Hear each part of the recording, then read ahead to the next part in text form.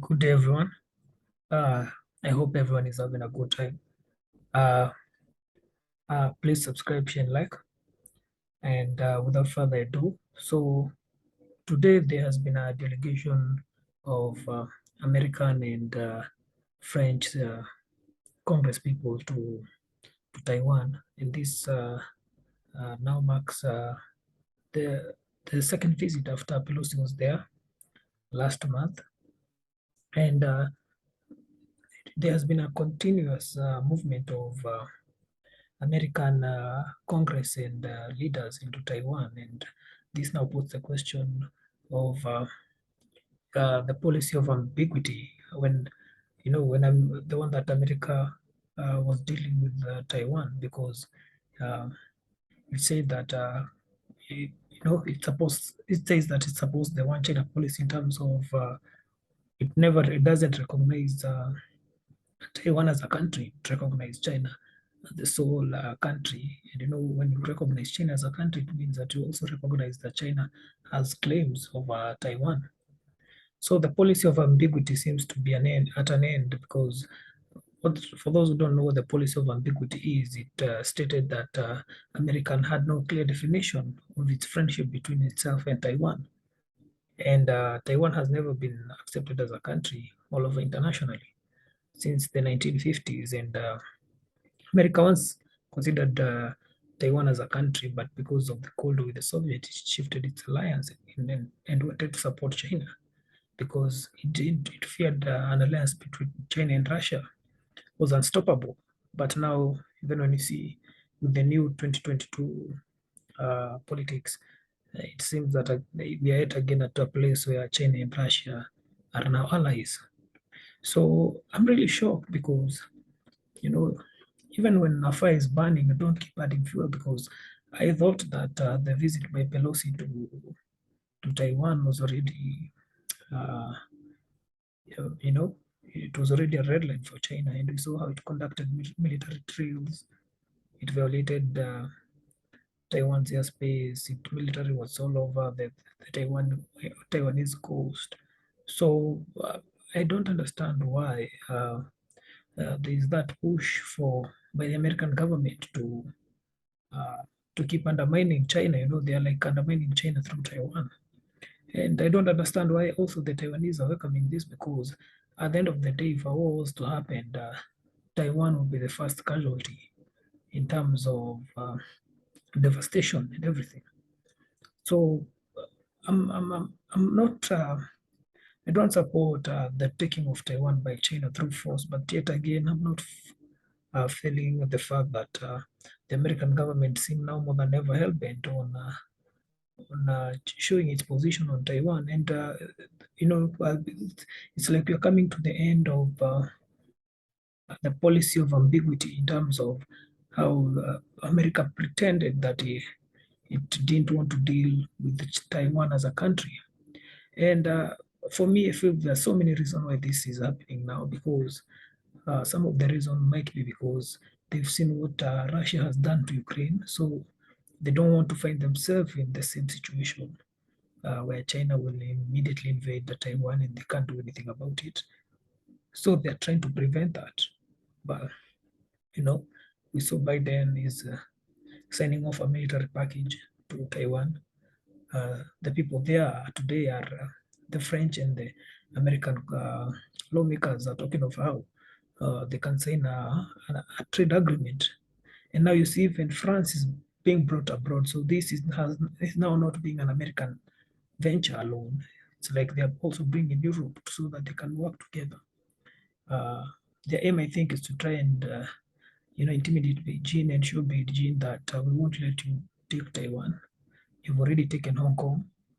Your friend Russia has taken Ukraine, and we won't allow you to do that to Taiwan.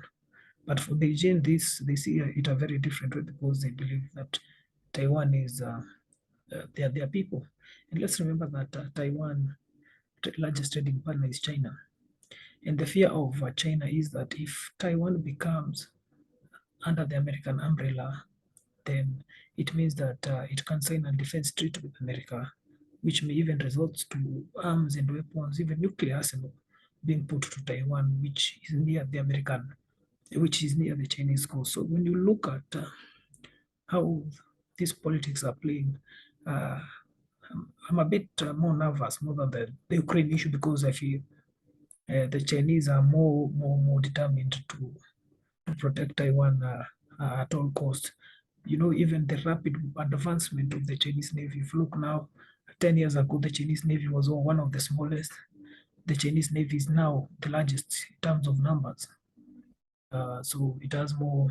Uh, it has more water, water arsenal than the American. Although the Americans still remain more much better in terms of, because the arsenals are bigger, the aircraft carrier are more bigger, the submarines are bigger, but the Chinese are producing not so big but small ones in a large amount. The other day they did their own homemade first aircraft carrier, so it means also the Chinese, they are trying to catch up with the American. And the aim of China is to build a very high defensive navy in the South China Sea, and fill those water with their navy, so that they can push back the American Navy very far away from the coastline. So their aim is to fill the South China Sea with their submarine, the aircraft carrier, and uh, and all these arsenals. When you look at the hypersonic missile, they are strictly directed at the island of Taiwan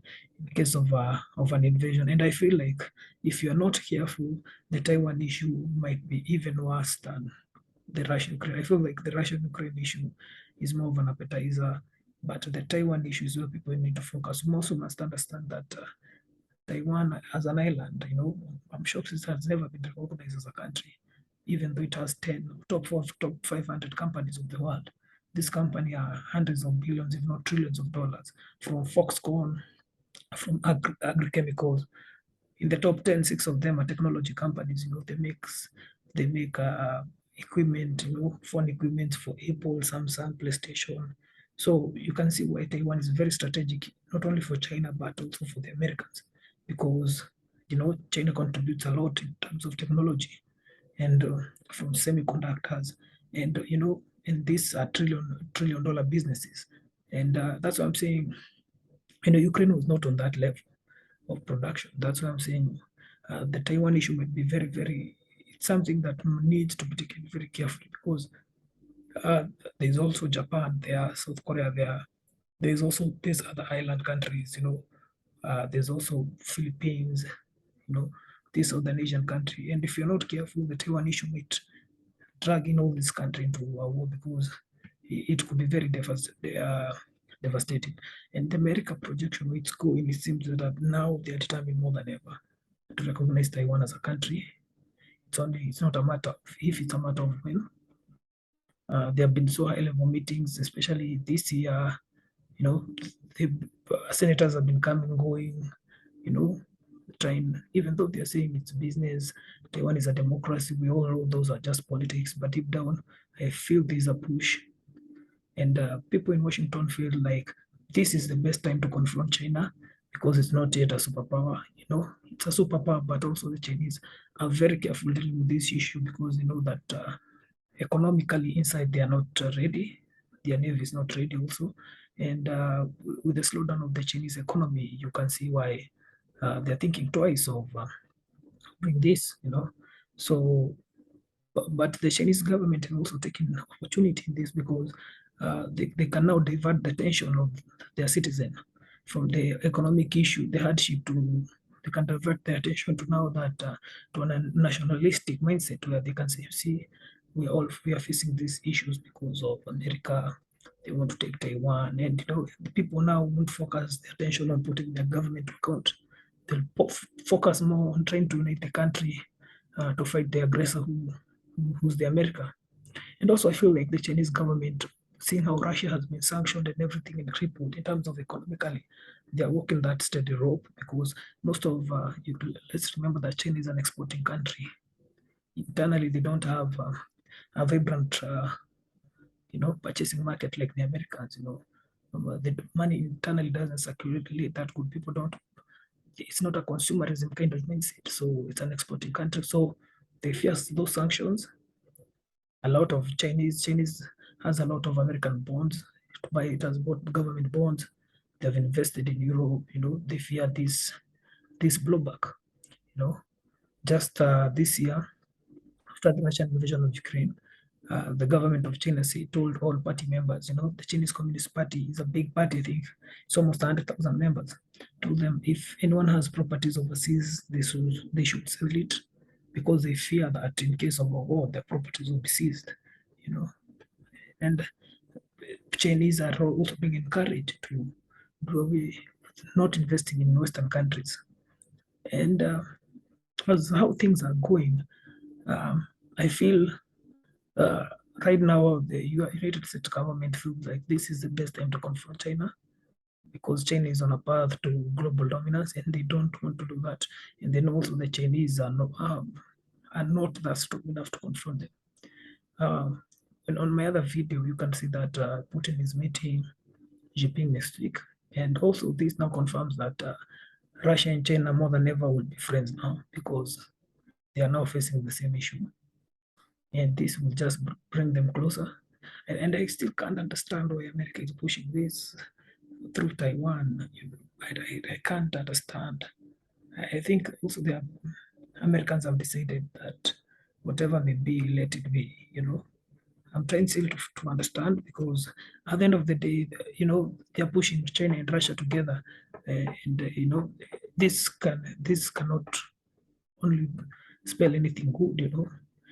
Russia is a heavy nuclear power. China has the resources and the money and the manpower. So when you push these countries together, you're giving birth to a country that it's like a hydra.